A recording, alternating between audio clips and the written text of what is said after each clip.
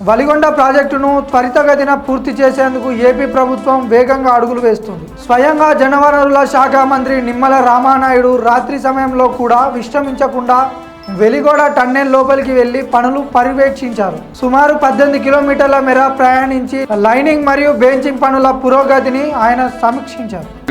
ఇప్పుడే మనం నడుచుకుంటూ వస్తూ ఉంటే ఈ 30 మీటర్లోనే 3 చోట్ల కొలాప్స్ అయి కింద పడినటువంటి ఏదైతే రాక్స్ను కూడా మనం చూస్తూ ఉన్నాం.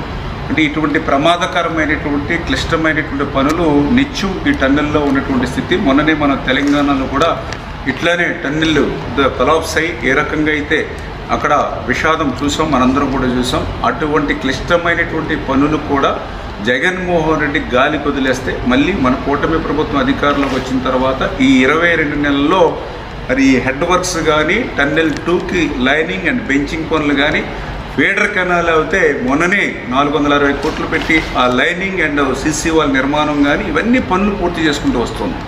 ఈ పనులన్నీ ఒక ఎత్తు.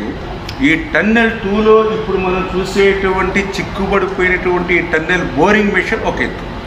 ఎందుకంటే ఇన్ని పనులు మనం పూర్తి చేసినా ఈ టన్నెల్ బోరింగ్ మిషన్ కనుక మనం తీయకపోతే ఒక చుక్క నీరు కూడా మరి ముందుకెళ్ళేటువంటి పరిస్థితి లేదు. ఎందుకంటే ఇప్పుడే మనం చూస్తూ ఉన్నాం ఈ యొక్క 19 కిలోమీటర్ల ఈ టన్నెల్ 2లో ఇది 11.8వ కిలోమీటర్ దగ్గర ఈ టన్నెల్ బోరింగ్ మిషన్ చిక్కుకుని ఉంది.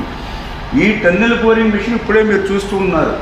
ఏదైతే మరి 175 మీటర్ల పొడవు ఉంది, ఏదో ఒక 10 మీటర్ల 5 మీటర్లు కాదు, 175 మీటర్ల లెంగ్త్ పొడవు ఉంది ఆ చివరి వరకు.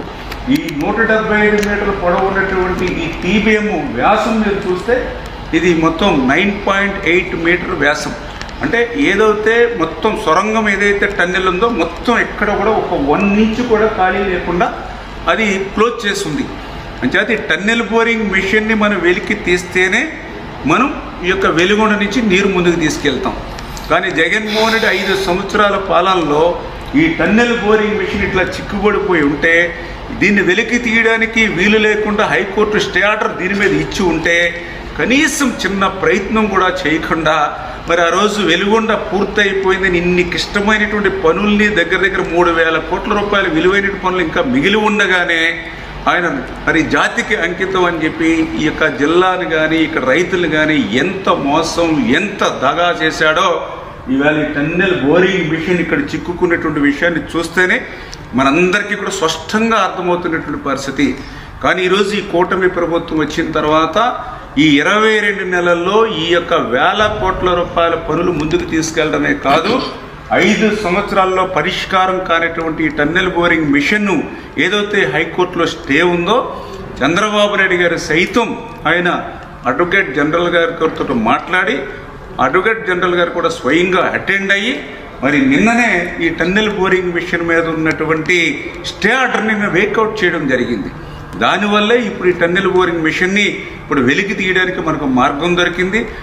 వాస్తవంగా అయితే ఈ టన్నెల్ బోరింగ్ మిషన్ కూడా దీన్ని వెలికి తీయడం కూడా చాలా కష్టమైన పని. అందుకనే వాస్తవంగా ఈ టన్నెల్ బోరింగ్ మిషను పని అంతా కూడా పూర్తయిపోయిన తర్వాత లాస్ట్లో ఇది 175 మీటర్ల పొడవు కాబట్టి అదే 175 మీటర్ల ఎక్స్ట్రా సొరంగం సైడ్కి తీసి ఆ సొరంగంలోకి ఈ మిషన్ వెళ్ళిపోయి దాన్ని వాల్ కట్టి క్లోజ్ చేసేస్తారు. అంటే ఒక రకంగా సైడ్కి తీసుకెళ్ళి దాన్ని సమాధి చేసేసినట్టుగానే బరెల్ చేసేస్తారు.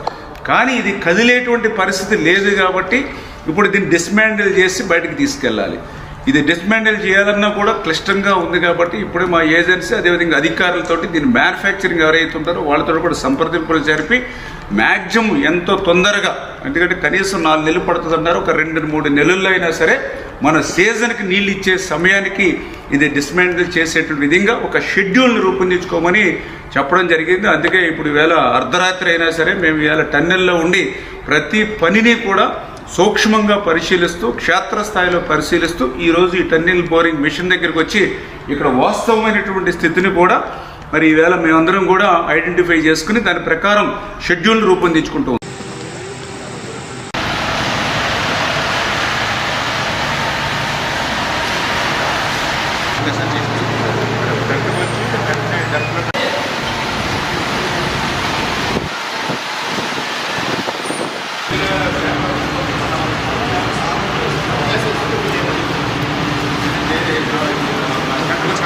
Ooh.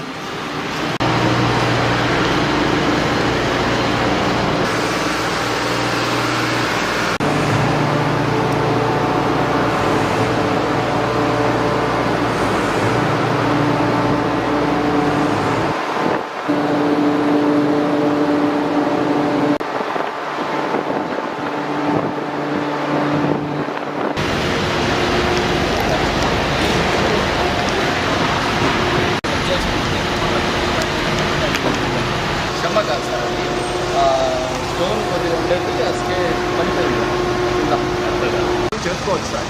బట్ అది అట్లా పడుతూ ఉంటుంది సార్. మనకి మనం జాగ్రత్తగా చేసుకోవాలి.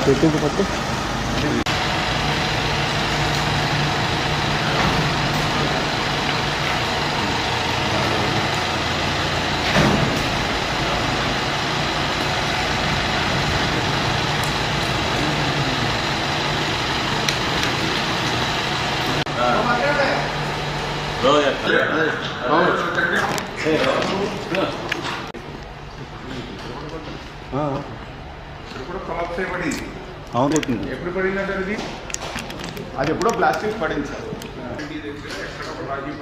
డే కంప్లీట్ అయ్యారు. ప్రికాషన్స్ 100% పర్ఫెక్ట్గా తీసుకోవాలి. ఇప్పుడు మీదే బాధ్యత మేజర్.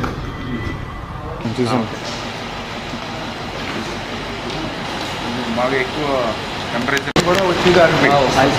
దీనివల్ల మీకు 2 రకాల ప్రాబ్లం వచ్చింది. మీకు మనం పని చేసుకోవడానికి కూడా వెంటిలేషన్ కూడా లేదు, ఓన్లీ 1 సైడే ఉంది.